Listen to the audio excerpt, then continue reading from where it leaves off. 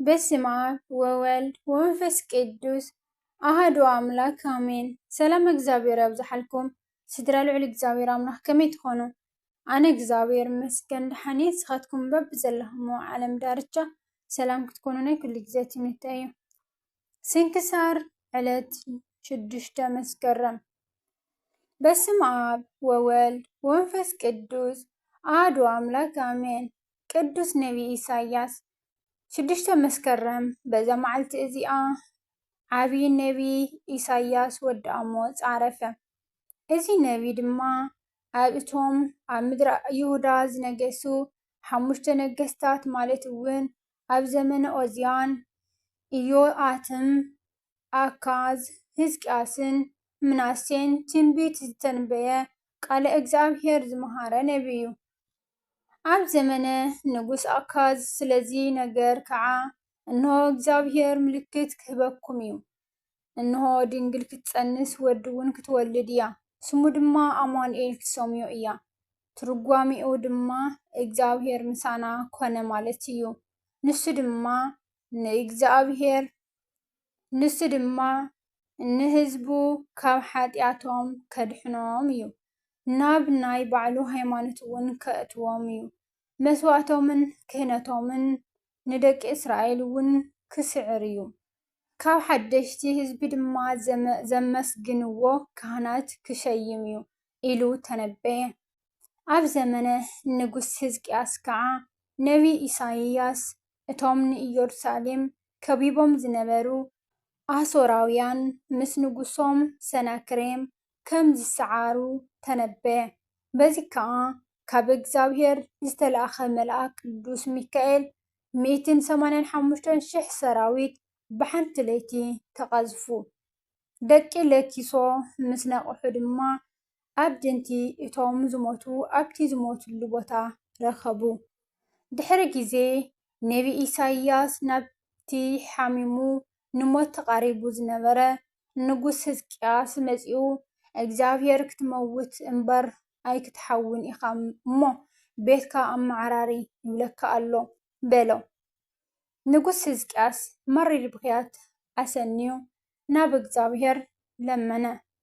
ሽዑ እግዚአብሔር ንኢሳይያስ ጸሎትካ ሰሚዐ ንብዓትካ እውን ርኤ እየ እሞ ኣብ ልዕሊ ዕድመኻ 15 ዓመት ወሲኸካ ኣለኹ ኢልካ ንገሮ በሎ እሞ ከይዱ ንንጉስ ሕዝቅያስ ነገሮ። ወዲ ንጉስ ሕዝቅያስ ዝኾነ ንጉስ ምናሴ ኣብ ዘመኑ ጣዖት ኣቑይሙ ብምምላኹ ነቢይ ኢሳይያስ ካብዚ ክፉእ ግብሩ ክምልሶ ገሰጾ። ኣብ ልዕሊኡ እውን ተነበየ።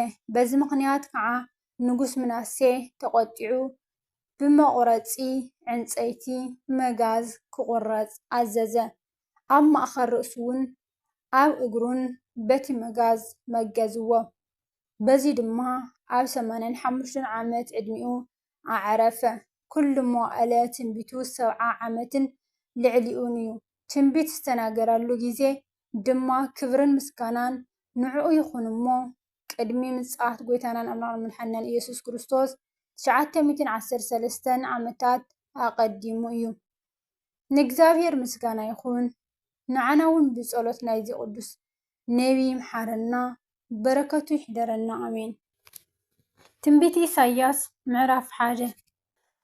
ኢሳይያስ ወዲ አሞጽ ብዘመን ኦዝያን፣ ዮታምን፣ ኣሃዝን፣ ሕዝቅያስን ነገስታት ይሁዳ ብናይ ይሁዳን ኢየሩሳሌምን ዝረአዮ ራእይ።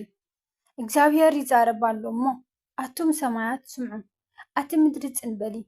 ንውሉድ ኣዕብየክዎምን ኣልዓልክዎምን፣ ንሳቶም ድማ ካባይ ዓለው። ብዕራይ ንዋኑኡ ኣድጊ ድማ ንመብልዕ ማልክ ወይቶኡ ይፈልጦ። እስራኤል ግና ሓንቲ እኳ ኣይፈልጥን፣ ህዝበይ እውን ኣያስተውዕልን እዩ። ሓጥእ ዓሌት በደል እተጻዕነ ህዝቢ ዘርኢ ገበርቲ እከይ ጥፉኣት ውሉድ ወይሎኦም። ንእግዚአብሔር ሓዲጎም ነቲ ናይ እስራኤል ቅዱስ ኒዕቆም ንድሕሪት ኣቢሎም ተመልሱ።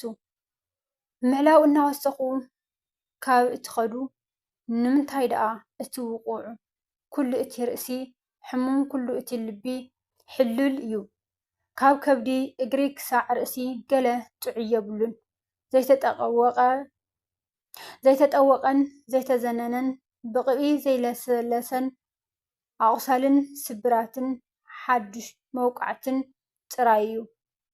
ሃገርኩም ባዲማ ከተማታትኩም ብሓዊ ነዲደን ንጎርሁኹም ጓኖት ኣብ ቅድሚኹም ይውሕጥዎ ጓኖት ከም ዘፍረስዋ ከዓ ባደመት ጓል ጽዮን ድማ ከም ዳስ ኣብ ኣታኽልቲ ወይኒ ከም ጎጆ ኣብ ግራት ብርጭቅ ከም እትኸበት ከተማ ኮይና ተሪፋ ኣላ።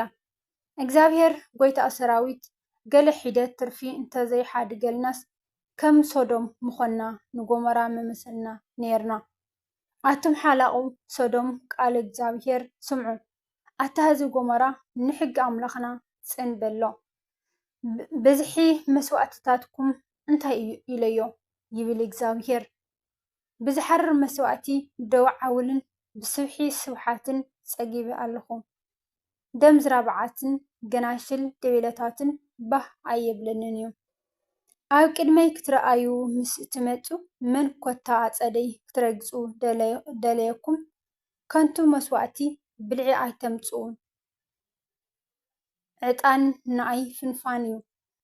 ስርቂ ወርሕን ሰንበትን ኣኼባ ማሕበር ንኣበሳ ምስ ኣኼባ በዓል ኣይዕገሶን እየ። ንስርቂ ኣዋርሕኩምን በዓላትኩምን ነፍሰይ ትጸልኦ ኣላ ጾር ኮይኑኒ ምስካሙ ስኢነ ኣለኹ ኣእዳውኩም ምስ እትዝርግሑ ኣዒንተይ ካባኹም እኽውለን ምህልላ እኳ እንተ ኣብዛሕኩም ኣይሰምዕን እየ።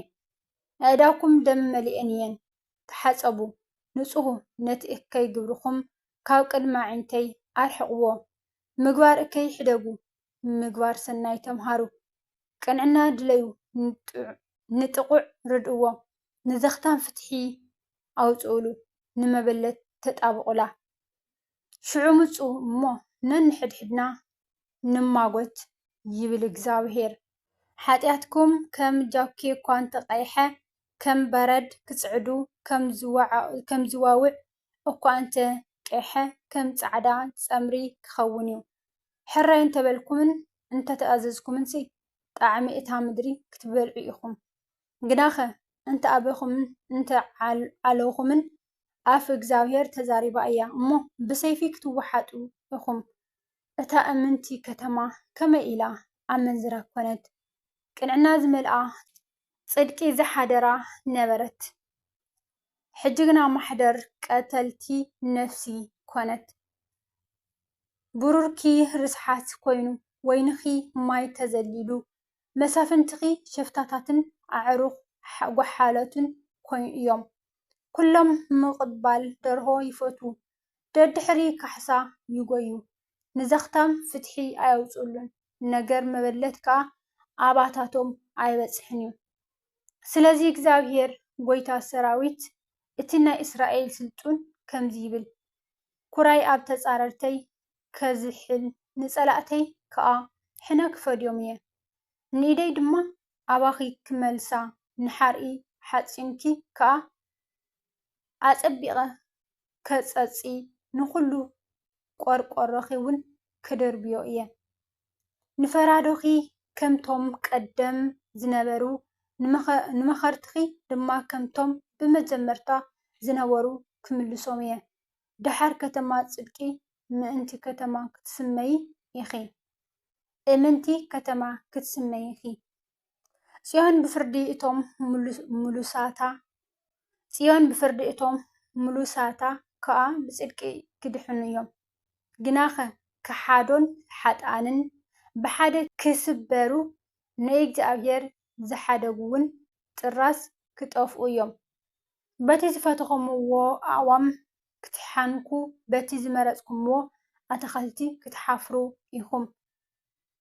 ቆጽሉ ከም ዝጸምለወ ኦምን ማይ ከም ዘይብሉ ኣታኽልትን ክትኮኑ ኢኹም እሞ እቲ ሓያል ከም እትባዘተ ቃንጫ ክኸውን እዩ።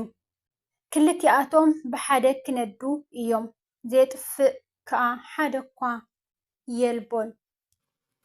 ኣርኬ ሰላም ለኢሳይያስ ነቢይ ስርዓቱ ለእብኖዲ ቅቡአ ከናፍር ወአፍ አፈሃመ እሳት ነዳዲ እንዘይብል አስምአ በእንተ ክርስቶስ የማነ ወላዲ ይጸነስ በከርሰ ድንግል ወይትወለድ አዲ ውስተ ግበ አርዌ ህፃን እዴሆ ዘይወዲ ከምውን በዛ መዓልቲ እዚያ ቅድስት ሰብልትንያ ሰማዕት ዓረፈት። በዛ መዓልቲ እዚያ ቅድስት ሰብልትንያ ሰማዕት ኣብ ዘመነ ከሓዲ ዲዮቅልጥያኖስ ሰማዕት ኮነት። እዛ ቅድስቲ ድማ ጓል 9 ዓመት እንተላ ከሓድያን ኣእዳዋን ኣጋራን ኣሲሮም ናብ ዝነድድ ሓዊ ደርበይዋ።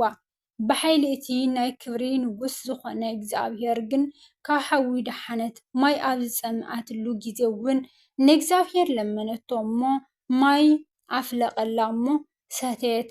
ነቲ ክቡርን ምስጉንን ዝኾነ ጎይታና ኣምላኽና መድሓኒና ኢየሱስ ክርስቶስ እውን ኣመስገነቶ። ድሕሪ እዚ ንነፍሳ ኣብ ኢድ እግዚኣብሔር ኣማሕፂና ንርእሳ ናብቲ ሓዊ ደርበየት። ምስክርነታ እውን በዚ ፈፀመት። በረከት ይሕድረና። አርኬ ሰላም ለስብልትንያ ዘመንፈስ ቅዱስ አጥብአ በእንተ ሃይማኖት ርትዕት ከመትኩን ስምአ ማእሰረ እደዊሃ ፈቲሆ ወማእሰረ እግራ ጽኑዓ እግዚአብሔር ካሃሊ እቶነ እሳት አውፅአ ወማየላቲ አውሃዘ ለጽምአ። ከምኡውን በዛ መዓልቲ እዚያ መነኮስ ቅዱስ ኣቦና ያዕቆብ ዓረፈ።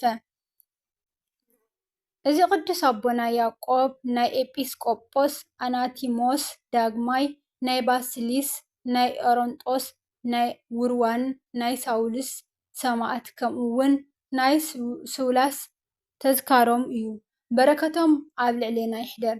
እግዚአብሔር ኣምላኽ ብቃል ኪዳኖም ይዓቅበና አሜን። አርኬ ሰላም ለክሙ ያዕቆብ መነኮስ አናቲሞስኒ ኤጲስቆጶስ ዘተመራህክሙ ገድለ እምገድለ ባስሊስ አሮንጦስኒ ወውርዋ ወአዲ ሳውልስ ወሰውላስ ሰማዕቱ ለእግዚአብሔር ክርስቶስ።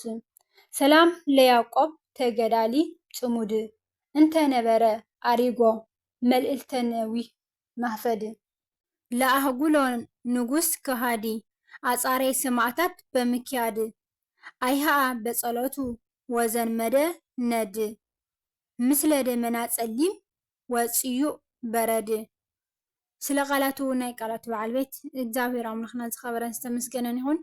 ዝወደቐ ዝነጥበ ብኣፈ ትጉሃን ቅዱሳን ይተኣረመለይ። ወስብሐት ለእግዚአብሔር ልዑል ወለወላዲቱ ድንግል ወለመስቀሉ ክቡር አሜን።